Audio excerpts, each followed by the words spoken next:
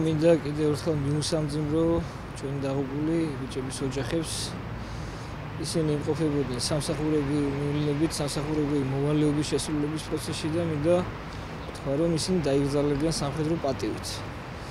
ეს იყო უდიდესი ტრაგედია თავდაცვის თითოეული თანამშრომლისთვის. ეს ბიჭები იყვნენ გამორჩეული ბიჭები, გამორჩეული ახალგაზრდები. მათ და მათმა მსგავსმა ახალგაზრდებმა უნდა ააშენონ მომავალში ქართული ჯარი, უნდა გააძლიერონ და სამწუხაროა, რომ ჩვენ დღეს ასეთ შემთხვევაზე ვიმყოფებით.